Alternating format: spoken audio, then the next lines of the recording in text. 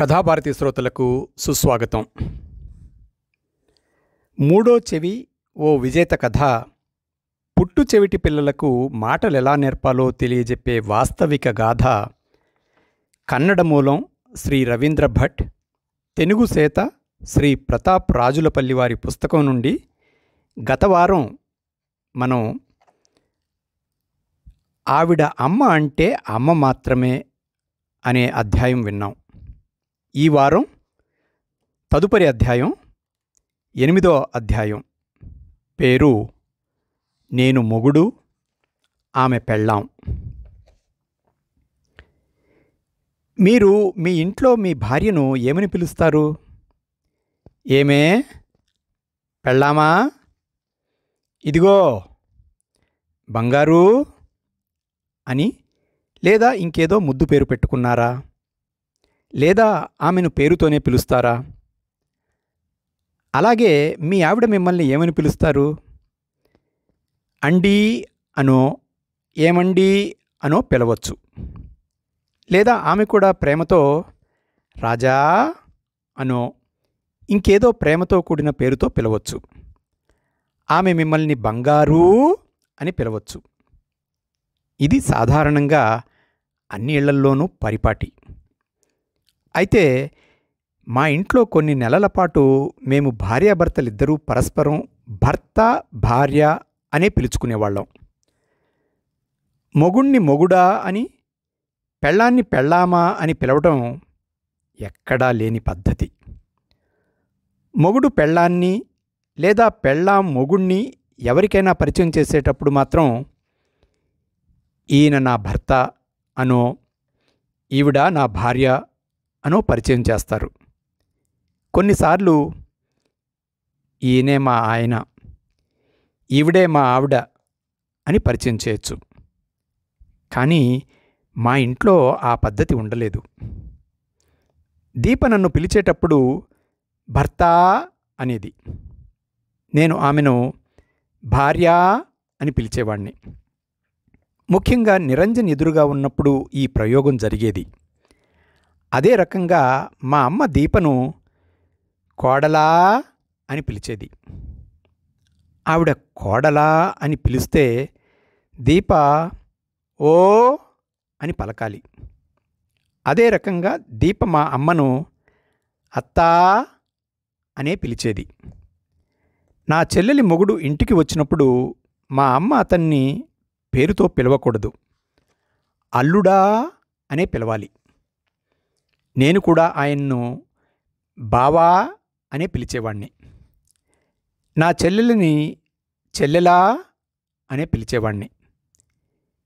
నేను చెల్లెలా అని పిలిచినప్పుడు తాను ఓ అని పలకాలి.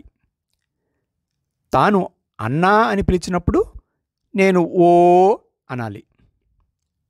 ఆమె కొడుకు నిరంజన్కు బావ అవుతాడని చెప్పాం. నా చెల్లెలి కొడుకును మా మొదటి అబ్బాయి బావా అనే పిలవాలి. తన అన్నకు బావైతే తనకు కూడా బావే అవుతాడన్న విషయం నిరంజన్కు అర్థమయ్యేది కాదు. అందుకే నీకు కూడా బావ అవుతాడు అని పరిచయం చేయాల్సి వచ్చింది. ఇవన్నీ మా అబ్బాయికి సంబంధవాచకాలు పరిచయం చేసేందుకు మేము రూపొందించిన వ్యవస్థ. అలాగే కొద్ది రోజులు నేను నా భార్యను ఏమే ఇల్లాలా అని పిలిస్తే ఆమె నన్ను ఏమండి శ్రీవారు అని పిలిచేది. ఇది కూడా కుటుంబంలో మా పాత్ర, భార్యాభర్తల సంబంధ బాంధవ్యాలను తెలియజేయడానికి మేము కనుగొన్న విధానం. నిరంజన్కు ఇప్పుడిప్పుడే మాటలు వస్తున్నాయి. ఇంట్లో అందరినీ తగినట్లు పిలిచేవాడు. నన్ను నాన్న, దీపను అమ్మ, అవ్వ, అన్న, పిన్ని ఇలా అందరినీ పిలిచేవాడు. కానీ వాడికి సంబంధవాచకాలు అర్థం కాలేదు. నాన్నను నాన్న అని పిలుస్తాడే కానీ నీకు నాన్న ఉన్నారా అని అడిగితే లేరు అని అనేవాడు. నాన్నను చూపి ఈయనే మీ నాన్న అంటే అవును నాన్న అనేవాడు. కానీ మళ్ళీ నీకు నాన్న ఉన్నాడా అని అడిగితే లేరు అనే బదులు చెప్పేవాడు. నాన్నను పదే పదే చూపించి, ఈయనే మీ నాన్న, ఆయన ఉన్నారు కదా నీ ఎదురుగా తిరుగుతూ, నిన్ను ముద్దు చేస్తారు, నీకు చాక్లెట్ ఇప్పిస్తారు, ఇలా అని నాన్నను గురించి చెప్పినా ఆయన్నే ఎందుకు నాన్న అని పిలవాలన్నది వాడికి అర్థమయ్యేదే కాదు. నాన్న అమ్మ మొగుడు, అందుకే నీకు నాన్న అని దీప వివరించినా వాడికి అర్థమయ్యేది కాదు. అమ్మ నాన్నకు భార్య అని తాను పాఠం చెప్పేది. నాన్న అమ్మకు తాళి కట్టారు అని తన మెడలోని మాంగల్యాన్ని చూపించి చెప్పేది. అలాగే పిన్ని మెడలో తాళి లేదు, కాళ్ళలో మెట్టెలు లేవు. వారి ఇంట్లో అక్కకు కూడా కాలి మెట్టెలు లేవు. నాకు మాత్రమే మెడలో తాళి, కాళ్ళలో మెట్టెలున్నాయి అని చూపించి వివరించేది. అదే రకంగా పెళ్ళైన పక్కింటి ఆవిడను, ఆమె పిల్లలను చూపించి తల్లి పిల్లల సంబంధాన్ని స్పష్టంగా చెప్పేది. ఆ ఇంటి మొగుడు పెళ్ళాలను పరిచయం చేసేది. దాంతోపాటు వారి పిల్లలను చూపించి ఈయన వాళ్ళ నాన్న, ఈమె వాళ్ళ అమ్మ అని చెప్పేది. నువ్వు నా కడుపున పుట్టావు, అందువల్ల నువ్వు నా కొడుకు, నేను మీ అమ్మ, నాన్న అమ్మను పెళ్లి చేసుకున్నారు కనుక ఆయన మీ నాన్న అని ఎంత పాఠం చెప్పినా వాడి తలకెక్కేది కాదు. ఇలా చాలా రోజులు పాఠం చెప్పినా అమ్మా నాన్నల మధ్య సంబంధం ఏంటి అన్న విషయం వాడికి తెలిసి రాలేదు. అందుకనే మేము ఓ ఉపాయం చేశాం. ఇంట్లో నిరంజన్ ఎదురుగా నేను దీపను పెళ్ళామా అని పిలవడం ప్రారంభించాను. తాను కూడా నన్ను ఏమండీ అనో, మొగుడుగారు అనో పిలిచేది. ఇలా పిలుచుకున్నప్పుడు మేమిద్దరము పరస్పరం స్పందించేవాళ్ళం. ఈ ప్రయోగం కాస్త ఫలితాన్నిచ్చింది. నాన్న అమ్మకు మొగుడు, అమ్మ నాన్నకు భార్య అన్నది తెలుసుకున్నాడు. మొగుడు పెళ్ళాం అన్న పదాలు తెలుసుకున్న తరువాత వాటికి పర్యాయ పదాలు చెప్పే ప్రయత్నం ప్రారంభమైంది. వానికి మొగుడు, భర్త, మావారు ఇలా అలాంటి పదాల పరిచయం చేయాలి. దాంతోపాటు వాడు ఈ పదాల్లో ఏ పదాన్ని అడిగినా దానికి బదులు చెప్పే స్థితికి రావాలి. మీ నాన్న ఉన్నారా అని అడగడానికి బదులుగా ఎవరైనా మీ తండ్రి ఉన్నారా అని అడిగితే వాడు నిరుత్తరుడవుతాడు. ఎందుకంటే ఇక్కడ వాడికి తండ్రి అన్నది కొత్త శబ్దం. ఇలా తండ్రి కొడుకు, నాన్న కొడుకు, చిన్నాన్న కొడుకు, పెదనాన్న కొడుకు ఇవన్నీ నేర్పించినా అమ్మ కడుపున పుట్టినందుకు నాన్నకు ఎలా కొడుకు అయ్యాడన్నది వాడికి అర్థమయ్యేలా చేయడం సాధ్యం కాలేదు.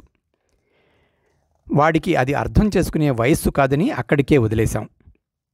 కానీ దారిలో ఎవరైనా మహిళ కడుపుతో కనిపిస్తే ఆమె కడుపును చూపించి, ఆమె గర్భిణీ, ఆమె కడుపులో పాప ఉంది, ఇంకా కొద్ది రోజుల్లో ఆ శిశువు కడుపు నుండి బయటకు వస్తుంది, అప్పుడు అది ఆ అమ్మకు బిడ్డ అవుతుంది, అలాగే నువ్వు కూడా నా కడుపులో పెరిగి వెలుపలికి వచ్చావు, అందుకే నువ్వు నా కొడుకు అని దీప పాఠం చెప్పేది. అది విన్న గర్భిణీ స్త్రీ ఏమనుకుంటుందో అన్న భయం గానీ సంకోచం గానీ దీపకు ఉండేది కాదు. ఆమెమనుకున్నా తన కొడుక్కి విషయం అర్థమైతే చాలన్నంతవరకే ఆమె ధ్యాసంతా. ఇంతకు ఇంట్లో ఉన్న ఈ మగవాడు తన తండ్రి అని, విరామం ఇవ్వకుండా తనకు పాఠం చెప్పే ఆవిడ తన అమ్మ అని వాడు తెలుసుకున్నాడు. అలా అనడానికంటే అలాగే పిలవాలని అనుకున్నాడు. ఇలా నాన్న, అమ్మ అన్నది తెలిసిన తరువాత ఇంట్లోనే ఉన్న జేజిని పరిచయం చేయడం మొదలెట్టాం. నేను నీకు అమ్మ అయినట్లే జేజి నాన్నకు అమ్మ.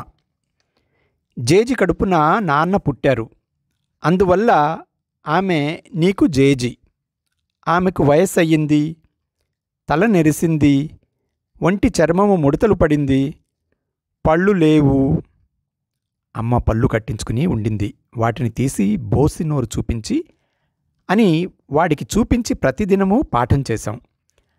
అదొక్క పాఠం మాత్రం వాడి తలలో ముద్రపడిపోయింది. తల నెరిసిన వాళ్లను అబ్బా, తాత, జేజీ, అవ్వ అంటారని వాడు తెలుసుకున్నాడు. ఒకరోజు స్కూల్ నుండి దీప చాలా ఖుషీగా ఇంటికొచ్చింది. చాలా తన్మయత్వంగా కనిపించింది. ఏమండీ, ఏంటి కథ? రావడమే నవ్వులు చిందుస్తూ వస్తున్నావు అని ప్రశ్నించాను. ఆ రోజుల్లో ఆమె ముఖంలో నవ్వు చూడ్డమంటే అమావాస్య నాడు చంద్రుడు నవ్వినట్లే. అందుకు ఆమె చెప్పిన సమాధానం ఇంట్లో అందరినీ సంతోషపరిచింది.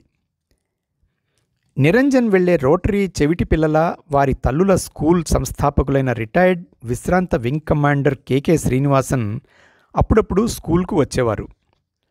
స్కూల్లో ఉపాధ్యాయులు, విద్యార్థుల తల్లులు ఆయన్ను శ్రీనివాస్ మామా అని పిలిచేవారు. అందువల్ల పిల్లలు కూడా వారిని మామా అనే పిలిచేవారు. శ్రీనివాసన్ మామ స్కూల్కు వచ్చిన వెంటనే పిల్లలందరూ ఆయన దగ్గర చేరి నమస్తే మామా అనేవారు. కొద్ది రోజులు నిరంజన్ కూడా ఆయన్ను అలాగే పిలిచేవాడు. ఆ వేళ మాత్రం ఆయన్ను చూస్తూనే నమస్తే తాత అన్నాడు. ఆయన కూడా చాలా సంతోషించారు. గుడ్ గుడ్ బాయ్ అని నిరంజన్ వెన్ను తట్టారు. దీపకు కళ్ళల్లో నీళ్లు తిరిగాయి. మీకు వయస్సు అయింది గదా, అందుకే మిమ్మల్ని తాత అని పిలిచాడు వాడు అని తను శ్రీనివాసన్ గారికి వివరించింది. అవునమ్మా, అలాగే పిలవాలి. నన్ను చూసి తాత అని పిలవాలని వాడికి తెలిసింది కదా, అదే ముఖ్యం అంటూ దీపను మెచ్చుకున్నారాయన. ఈ సంఘటనతో దీపకు సంతోషం వెల్లివిరిసింది. నేనప్పుడు శ్రీనివాసన్ మామను నువ్వెందుకు తాత అని పిలిచావు అని నిరంజన్ అడిగాను. ఆయనకు వయస్సు అయ్యింది, తల నెరిసింది, చర్మం ముడతలు పడింది, అందుకే ఆయన తాత అన్నాడు నిరంజన్. అంతే. నేను వాడి తల నిమిరి కౌగిలించుకుని ముద్దు చేసి ఆఫీస్కు వెళ్ళాను. తాను నేర్చుకున్న దాన్ని సమయానుకూలంగా ప్రయోగించాలన్న బుద్ధి వాడికి రావడం మాకు సంతోషాన్ని కలిగించిన విషయం. నా కొడుక్కిలా ఎందుకయింది అని రోజూ విచారించే బదులు వాడిలో క్షణక్షణం దినదినం వచ్చే ప్రగతిపరమైన మార్పుకు మేము పొంగిపోయాం. ఇప్పుడు నిరంజన్కు అమ్మ, నాన్న, జేజీ, అబ్బా, జేజీ నాన్న, తాత అనడం వచ్చింది. కానీ అబ్బా అని నేర్పించడం కాస్త కష్టమైంది. ఎందుకంటే మా నాన్నగారు లేరు. ఆయన ఫోటో మాత్రం ఉంది. దాన్ని చూపించి రోజు ఈయన మీ జేజీ నాన్న, మీ జేజీ మొగుడు అని చెప్పేవాళ్ళం. ఎదురుగా ఉన్నదాన్ని, ఉన్నవారిని ఒప్పుకున్నంత సులభంగా లేని వాళ్ళను ఊహించుకోవటం ఇలాంటి పిల్లలకు కాస్త కష్టమైన విషయమే. అందుకే అబ్బా, జేజీ నాన్న అని నిరంజన్ నేర్చుకోవడానికి కాస్త సమయం పట్టింది. అలాగే వాడికి ఇంట్లో ఉన్న అన్న, పిన్ని ఇరువురిని కూడా ఎలా పిలవాలో నేర్పడం ప్రారంభించాం. నికేతన్ను చూపించి వీడు నీ అన్న అని నేర్పించాం. అది కాస్త కష్టమే అయింది. నీకెందుకు నికేతన్ అన్నా అన్న ప్రశ్నకు వాడి నుండి బదులు లేదు. నీకంటే ముందే నికేతన్ మీ అమ్మ కడుపున పుట్టాడు, అందువల్ల అతను నీకు అన్నా అని వివరించి తెలిపినా నికేతన్ తల్లిదండ్రులే తనకు తల్లిదండ్రులు, లేదా తన తల్లిదండ్రులే నికేతన్కు తల్లిదండ్రులు అన్న విషయం వాడికి తెలియరాలేదు. నీకు నాన్న ఉన్నారా, మీ నాన్న ఎవరు అంటే వాడు బదులు చెప్పేవాడు. కానీ అన్నకు నాన్న ఉన్నారా అని అడిగితే లేరు అనేవాడు. మళ్ళీ పాఠం ప్రారంభం. నీ అమ్మ నాన్న, మీ అన్న అమ్మ నాన్న ఇద్దరూ ఒక్కటే. అతను నీకంటే ముందే పుట్టినందువల్ల వాడు నీకు అన్న. వాడు నీకంటే ఎత్తున్నాడు, నీకంటే పెద్దగున్నాడు, మనింట్లోనే ఉంటాడు, అందువల్ల వాడు నీకు అన్న అని చెప్పాం. ఇలా రోజూ అన్నను పరిచయం చేసిన తర్వాత వీడికి వాడు నాతోనే ఉంటాడు, వాడు నా అన్న అని తెలిసి వచ్చింది. నాన్న, అమ్మ, జేజీ నాన్న, జేజీ, అన్ననే కాక తమ్ముడు, చెల్లెలు అన్నవి కూడా చెప్పాల్సి వచ్చింది. కానీ నిరంజన్కు అక్క, చెల్లెలు, తమ్ముడు ఎవరూ లేరు. అందువల్ల ఇరుగు పొరుగు ఇళ్లల్లో ఉన్న అమ్మాయిలను చూపించి చిన్నవాళ్లను నీ చెల్లెలు, పెద్దవాళ్లను మీ అక్క అని తెలుపడానికి ప్రయత్నించాం. అంతేగాక నీకున్న అన్నకు బదులుగా అమ్మాయి పుట్టి ఉంటే నీకు అక్క ఏది, నీ తరువాయి పుట్టి ఉంటే నీకు చెల్లెలయ్యేది అని పాఠం చెప్పాం. ఇక్కడో సమస్య ఎదురయ్యింది. ఇంట్లో ఉన్న అన్న తల్లిదండ్రులు తనకు తల్లిదండ్రులే. కానీ వీళ్ళు చూపించే అక్క, చెల్లెళ్ళ అమ్మ, నాన్న మాత్రం వేరే. అది ఎలా అన్నది వాడికి అర్థం కాలేదు. వీలైనంతవరకు ఇలాంటి పిల్లలకు అయోమయం కాకుండా చూసుకోవాలి, లేదంటే మొదటికే మోసం వస్తుంది. వాడికి అక్కా చెల్లెళ్ల సంబంధాల పరిచయం చేయడానికి మళ్లీ కసరత్తు చేయాల్సి వచ్చింది. వాడి కంటికెదురుగా ఇంట్లో తిరుగాడే సంబంధవాచకాలు నేర్పించడం కాస్త సులువే. కానీ ఎక్కడో ఉన్న వాళ్ల సంబంధాలను వాడికి చెప్పడం కష్టం. అందుకని ఒక ఫోటో ఆల్బమ్ సిద్ధం చేశాం. అందులో మొదటి ఫోటో నిరంజన్ది. దాని తర్వాత వాడి నాన్న, అమ్మ, జేజీ, జేజీ నాన్న, ఇలా అందరి ఫోటోలు అంటించాం. దాంతోపాటు దీప అక్కగార్లకు ఫోన్ చేసి వారి పిల్లల ఫోటోలు తెప్పించాం. అలాగే దీప వాళ్ళ అన్నయ్య ఫోటో కూడా తెప్పించాం. నా చెల్లెలు, వాళ్ళ ఆయన, వారి కొడుకు ఫోటోలను కూడా తెప్పించాం.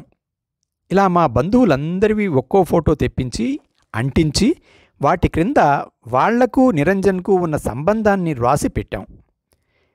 నిరంజన్ ఫోటో క్రింద నిరంజన్ అంటే నేను, దీప ఫోటో క్రింద మా అమ్మ, రవీంద్ర భట్ మా నాన్న, నికేతన్ మా అన్న, మీనాక్షి మా జేజీ, ఇలా ప్రతి ఫోటో క్రింద సంబంధవాచకాన్ని రాసి ఉంచాం.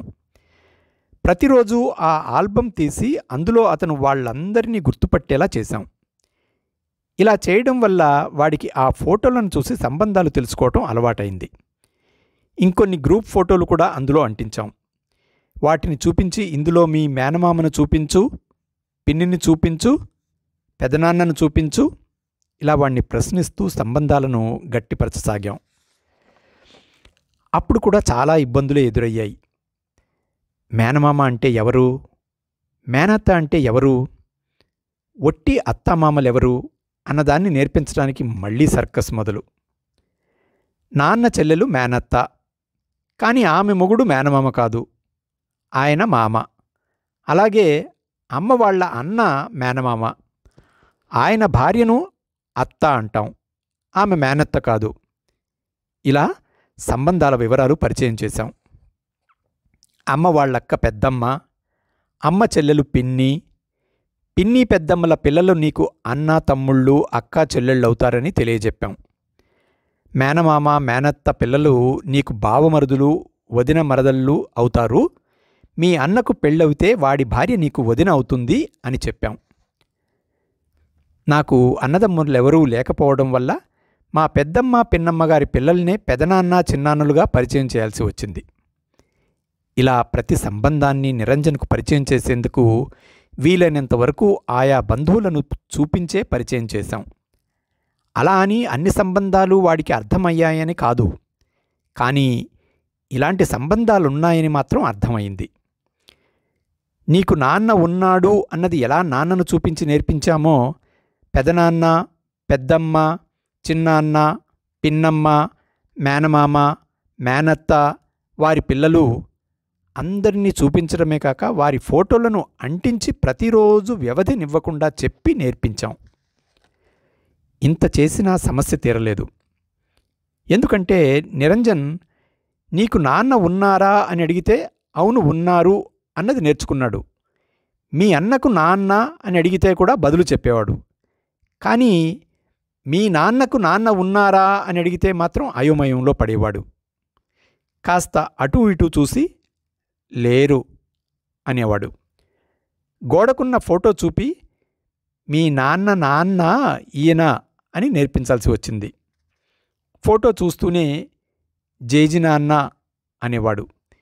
ఇంట్లో ఉన్న అందరినీ నాన్న, అమ్మ, జేజీ, జేజీ నాన్న, మామ, అత్త ఇలా అన్ని సంబంధాలుంటాయని విడివిడిగా నేర్పించి వాడి తలలో సంబంధవాచకాలను నింపడం జరిగింది. ఈ సంబంధవాచకాలన్నీ నిరంజన్కు వాళ్ళేం కావాలన్నది తెలుపుతాయి, కానీ వారికి నిరంజన్ ఏమి కావాలన్నది తెలుపవు. దానికి మరింత కసరత్తు. నీకు జేజీ ఉన్నారా అని అడిగితే అవును అని నిరంజన్ మా అమ్మను చూపించేవాడు. కానీ మీ జేజీకి మనుమడు ఉన్నాడా అని అడిగితే లేడు అనేవాడు. వాడికి ఇక్కడ మనుమడు అనే పదం కొత్తది. ఏ కొత్త పదం వచ్చినా వాడి తల పనిచేయడం ఆగిపోతుంది. వాడికి ఏం బదులు చెప్పాలో తెలిసేది కాదు. మరి నీకు జేజీ ఉన్నారంటే ఆ జేజీకి మనుమడు కూడా ఉండాలి కదా. మీ జేజీకి మనుమడు నువ్వే అని తెలియచేయాలి. జేజీకి తనే మనుమడు అని తెలిస్తే సరిపోదు. మీ అన్న నికేతన్, మీ బావ గణేష్ కూడా మనుమళ్లే అన్నదాన్ని పాఠంలాగా చెప్పి తెలియజేయాలి. లేదంటే అది వాడికి అర్థం కాదు. అదేలాగున దీప వాళ్ల తల్లిదండ్రులకు కూడా నువ్వు మనుమడవుతావు అన్నది చెప్పి నేర్పించాలి. ఇలా తాను కూడా జేజీ నాన్న, జేజీలకు మనుమడు, అమ్మా నాన్నలకు కొడుకు, మేనత్త మేనమామలకు మేనల్లుడు, అత్తమామల పిల్లలకు బావ అన్న విషయం సాధ్యమైనంత వరకు వాళ్లను చూపించి నేర్పిస్తే వాడికి తెలిసి వచ్చేది. అది ఒకసారి కాదు, పలుమార్లు ఇలాంటి ప్రయోగాలు చేసి పదే పదే వాడికి నేర్పిస్తే అప్పుడు అది వాడి తలలో నిలిచేది. ఇలా వాడికి నేర్పిన విషయాలన్నింటినీ తెలిసి వచ్చేట్టు ఒక వాక్యం రాసి దానికి సంబంధించి 100 ప్రశ్నలు వేసి వాడితో మననం చేయించడం జరిగేది. రోజు వాడు స్కూలుకు వెళ్లే ముందు ఇలా ఒక వాక్యంపై పాఠం అనివార్యమైంది. దాన్ని చదివి అర్థం చేసుకుని దానికి సంబంధించిన వివిధ రకాల ప్రశ్నలకు బదులు చెప్పిన తర్వాతే వాడు స్కూలుకు వెళ్ళాలి. స్కూల్లోనూ అదే వాక్యపు పాఠంపై ప్రశ్నలు అడిగేవాళ్ళు. నిజానికి అది ఒక వాక్యం కాదు, ఒక వాక్యపు విషయం నేర్చితే అది ఆ బిడ్డ బతుకు దిక్కునే మార్చివేసేది. అదండి మూడో చెవి ఓ విజేత కథ. పుట్టు చెవిటు పిల్లలకు మాటలు ఎలా నేర్పాలో తెలియజెప్పే వాస్తవిక గాథ. కన్నడ మూలం శ్రీ రవీంద్ర భట్, తెలుగు సేత శ్రీ ప్రతాప్ రాజులపల్లి వారి పుస్తకం నుండి 8వ అధ్యాయం, నేను మొగుడు ఆమె పెళ్ళాం. వచ్చే వారం తదుపరి అధ్యాయం 9వ అధ్యాయం. అధ్యాయం పేరు వెన్నంటి భావనలు. అప్పుడు మళ్ళీ కలుద్దాం. అంతవరకు సెలవు. సర్వేజన సుఖినో భవంతు.